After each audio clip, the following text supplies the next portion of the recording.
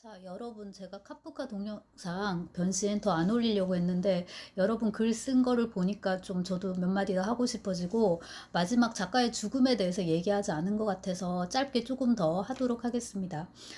거기서 그레고르 잠자가 자살하는, 거의 이제 자살하는, 자기를 그냥 이렇게 의도적으로 이렇게 안 먹어서 이제 죽게 되는, 사실상 자살이라고 봐야 되는데, 그 자살이야말로 어쩌면은 이제 그 벌레로 변한 잠자가 그럼에도 불구하고, 그러니까 외피는 벌레임에도 불구하고 인간임을 증명하는 어떤 기제가 아닐까라는 생각이 들고요. 여러분 쓴 글에 댓글을 달다 보니까 생각이 났는데, 이 벌레로의 변신이야말로 누구나 겪을 수 있는 보편적인 트라우마의 메타포가 아닐까 라는 생각을 해봤습니다. 그레고 잠자라는 게 그 인물 자체가 굉장히 평범한 거잖아요. 그리고 그 소송의 주인공 요제프 K도 마찬가지인데 그냥 평범 이상의 평범인 것이지요.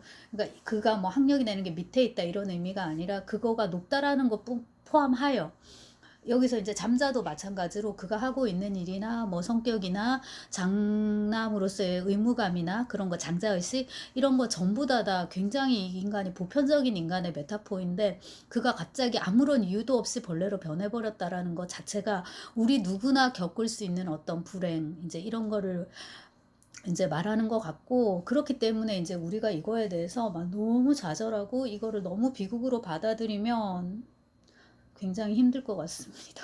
그래서 이제 거기 여러분들이 워낙에 이제 우울하게 읽으셔가지고 좀 이제 그런 게 있었고, 카프카는 나름대로 그것을 희화하고 중화하는 그런 능력을 이제 획득하게 된 것 같아요. 그게 이제 변신인 거고, 본인은 되게 이게 웃기게 읽으라고 쓴 소설인데 우리가 너무 무겁게 읽는 건 아닌지 좀 그 부분에 대해서 조금 생각해 볼 필요 있을 것 같고, 그 다음에 본인이 아마 가족 관계에서 받았던 스트레스나 그런 여러 가지 부정적인 것들을 이렇게 씀으로 해서 본인은 뭡니까? 이제 그걸로부터 해방되는 거죠. 이른바 글쓰기 치료입니다. 무슨 테라피 이렇게 붙여갖고 미술 치료, 음악 치료 많이 하는데, 일종의 이제 글쓰기 치료, 독서 치료라고 이제 할 수 있는데, 여러분들은 쓰겠다고 오셨으니까 내 안에 갇혀있는 트라우마를 꺼내가지고 글로 쓰고, 심지어 공개함으로써 여러분이 그 트라우마로부터 자유로워지는, 그리고 약간 야비할 수 있지만 여러분 죽지 마시고 인물을 죽이십시오. 여러분은 자살하지 마시고 인물을 이제 자살하도록 하게 함으로써 자기가 이제 치유될 수 있는. 갑자기 떠올랐는데 미세스 델러웨이라는 버지니아 울프가 쓴 소설이 있습니다. 거기 델러웨이 부인에서 septimus인가 하는 젊은 청년이 이제 그 전쟁의 트라우마를 극복하지 못하고 이제 죽거든요. 근데 아마 버지니아 울프는 본인의 그런 자살 충동을, 우울증을 그 인물에게 이렇게 심어서 결국 뛰어내리게 함으로써 자기가 한순간을 견뎌서 살았던 것 같아요. 물론 버지니아 울프는 시간이 조금 더 흘러서 아시다시피 이 코트에다가 자갈도를 잔뜩 넣고 템즈강으로 걸어 들어가서 이제 자살하는 걸로 그렇게 생을 마감하긴 합니다. 근데 우리가 모두 다 평생 살지 않기 때문에 그냥 그 딜레이 시키면서 계속 그 죽음의 순간을 그렇게 산다고 보면은, 그렇게 그 인물을 죽인, 그러면서 이제 자기는 살아남은 그 버지니아 울프, 델러웨이 작가로서의 버지니아 울프의 삶도 의미가 이제 있다고 볼 수 있을 것 같고, 여러분이 이제 글을 씀으로써 시도해 볼 법합니다. 마지막 이제 그 카프카의 그 최후인데요. 제가 틀렸더라고요, 하나. 카프카가 1883년 7월 3일에 태어나서 1924년 8월 3일에 죽었습니다. 그래서 만 41세를 조금 못 채우고 이제 죽었는데, 제가 앞서 동영상에서 40 되기 전에 죽었다고 아마 잘못 말했을 거예요. 그런 것들이 제법 될 텐데 여러분들이 알아서 이제 추려 들으시고 알아서 이제 수정을 하시고요. 카프카가 죽으면서 이러한 유언을 남깁니다. 내가 쓴 모든 원고를 뭡니까? 불태워라라고. 이 유언을 들은 사람이 이제 누구한테 했냐면 막스 브로트한테 이제 남겼는데, 막스 브로트도 소설가라고 합니다. 그런데 저는 적어도 읽은 바가 없습니다. 그리고 이제 보통 사람들이 잘 모르죠. 그러니까 카프카의 친구로, 그 다음에 이제 카프카의 유고를 정리해서 발표한 그런 친구로 더 많이 알려지게 되는데요. 카프카의 이 유언이 아주 유명합니다. 태우지 말아라. 자, 이 의미는 무엇이었을까? 1차적으로 참 불태워라, 태우지 말아라가 아니라 여기 저의 의미가 저의 인제 그 무의식적인 그게 들어가 버렸는데 태워라라고 인제 했단 말이에요. 그러면 이거는 제가 지금 이미 발설해 버렸네요. 실은 태우지 마라에 그 바뀐 표현이 아니었을까. 바뀌었다 함은 본인 스스로 불멸을 향한 어마어마한 의지가 있는 거예요. 근데 인제 스스로 "내 원고를 다 정리해 가지고 네가 출간하라."라고 하니까 쪼끔 거시기 해서 반대로 인제 "다 불태워라. 하지만 내 뜻을 네가 알아라." 이렇게 거의 그 청개구리 엄마가 "내가 죽거든 암내가 뭡니까 모래밭에 묻어라." 인제 이런 식으로 보는 그렇게 인제 해석하는 것들도 사실은 있습니다. 왜냐하면은 카프카가 사고사로 죽은 게 아니잖아요. 폐결핵에 인제 걸리고 오랜 시간을 그래도 꽤 오랜 시간을 죽음을 준비를 하면서 인제 병상에 있었고 폐결핵이 이렇게 점점 위로 올라가서 나중에는 인제 못 먹게 되고 이렇게 돼서 인제 고통스럽게 인제 죽는데 근데 뭐 고통스럽지 않게 죽는 사람은 없으니깐요. 아무튼 이제 그렇습니다. 핵심은 자신의 원고의 운명을 정리할 만한 충분한 시간이 있었다는 거죠. 본인이 태울 수도 있는데 굳이 뭐 하라고 친구 보고 알아서 태우라고 그 고생을 인제 시키냔 말이에요. 그래서 인제 여기서 실은 그 불멸하고자 하는 카프카의 도저한 욕망을 엿볼 수도 있다라는 견해가 하나고요. 또 다른 하나는 이제 "그럴 리가 없다."라는 거죠. 그 카프카가 "원고를 불태워 버리라."라고 말을 했을 때는 정말 작가로서 자신의 원고에 대한 엄정한 판단을 인제 내렸다는 거.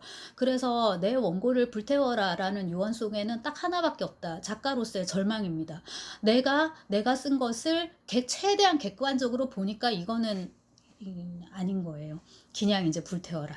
그렇게 인제 얘기한 사람은 쿤데라입니다. 근데 인제 이 유언은 결과적으로 실현되지 못하고 배반당했다. 그래서 인제 쿤데라의 그 카프카에 대한 에세이 제목이 배반당한 유언이고 인제 그 에세이집 전체의 인제 표제이기도 한데 어떤 것이 맞든 간에 이건 확인할 수가 없어요. 카프카도 죽었고 이제 와서 뭐 어떻게 뭐 심령술 이런 걸로 불러와 가지고 "너 왜 그랬어?" 하고 물어도 이미 너무 오래전 이야기고 자기도 옛날에 무슨 생각했는지 모를 수도 있고 등등등 하기 때문에 사실관계를 묻자라는 게 아니라 이러한 그 유언을 둘러싼 얘기조차도 문학적인 담론이 된다라는 거. 그다음에 이 애매한 유언 때문에 우리는 더 극적인 카프카를 갖게 됐다는 거 그겁니다. 이 카프카의 죽음과 관련하여 이제 떡본 김에 제사 지낸다고 여기에 제가 어릴 때 읽었던 단식광대라는 소설이 마침 또 새로 번역이 돼서 읽었는데 유형지에서도 되게 좋은 소설이고요. 여기 형제 사례도 들어가 있고 이제 아무튼 그런데 이 단식광대가 이것도 굉장히 카프카 개인의 메타포처럼 이제 읽히는데 여기 단식을 해서 인제 먹고 사는 광대가 있습니다. 우리 안에 이렇게 앉아 있고 먹지 않아요. 계속 그냥 단식을 합니다. 40일 동안. 사람들은 인제 그것을 구경을 하고요. 이 공연 매니저가 있어요. 그러니까 단식도 일종의 공연이라는 거죠. 그리고 인제 사람들은 저 사람이 단식을 하는 데는 이유가 있을 거야. 뭐 단식이 몸에 좋다라든지 등등등등 막 이렇게 있습니다. 근데 이제 마지막 가 가지고 단식 광대가 너무 노쇠해져 가지고 더 이상 단식을 인제 할 수 없는 인제 그런 상황이 되는 거예요. 그래서 이제 이 썩은 집 위에서 인제 이렇게 단식을 하고 있는데 인제 쓸모 없어진 거예요. 그래서 감독이 "아직도 단식을 하고 있는 건가? 도대체 언제 끝낼 건가?" 이렇게 묻습니다. 그랬더니 광대가 "여러분 모두 저를 용서해 주세요." 이렇게 인제 얘기를 하거든요. 저는 이 대사도 너무 희극적인 것 같고 물론 우리는 자네를 용서하지 이거는 더 희극적인 것 같은 거예요. 지금 누가 누구를 용서를 한다는 것이고 이 진짜 인간이라는 게 도대체 왜 죄가 된단 말입니까? 우리는 모두 인간인데 라는 인제 그 요제프 K의 외침처럼 뭔가 이거는 굉장히 요령부두게 아주 엄청난 넌센스가 들어가 있는 이제 그런 문장 같은데 아니나 다를까 그 까미도 카프카 되게 좋아했거든요. 실존주의자들이 카프카 왜 좋아했는지도 인제 이해가 되는데요. 그 단식 광대가 이게 소설이 10쪽이 조금 넘는데 지금까지 단 한마디도 하지 않았습니다.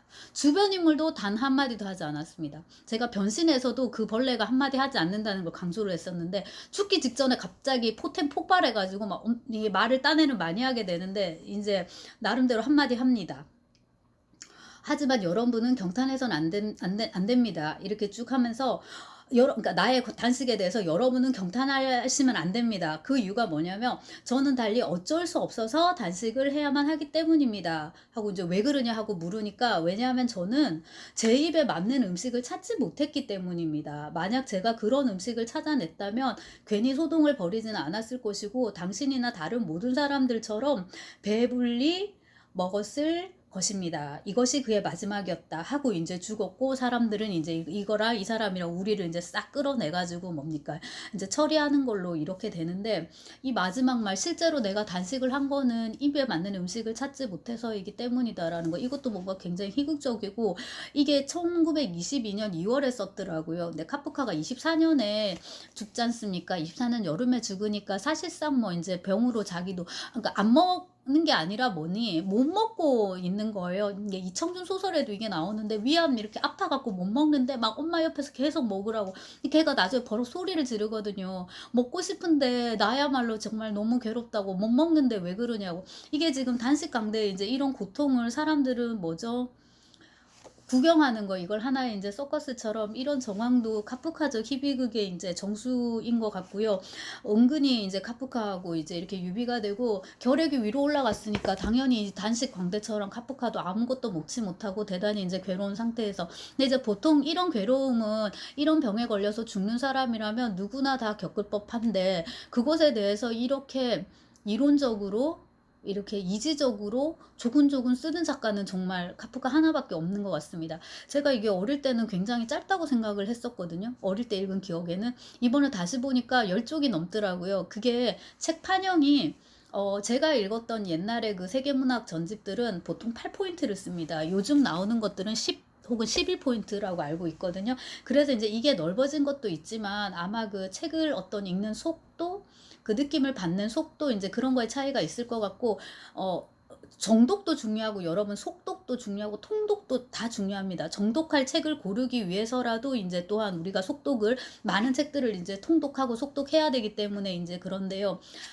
단식 광대도 재밌고, 그 어떤 학생이 유형지에서 올려놨던데 여기 들어가 있더라고요. 근데 제가 이제 시간상 그것까지 못 읽었는데, 거기에서 이제 그 고문하는 기계가 나오고, 마지막에 그 죄수를 원래 그 이렇게 죄명을 새겼던, 고문하는 형을 선고하는 그 기계에 원래 그것을 만들었던 그 섬의 대령인지 뭔지가 이제 가서 이렇게 죽는 걸로, 그런 식의 이제 순환적인 구조로 돼 있는데, 그것도 카프카적인 어떤 절망, 꽉 닫힌 세계, 걸어서 걸어서 결국에는 제자리에 도달하는 그런 이제 그 암울한, 네, 그런 세계를 이제 보여줄 수도 있을 것 같고, 보여준다고 볼 수도 있을 것 같고, 여러 가지 얘기를 할 수 있는, 네, 그런 작가인 것 같습니다.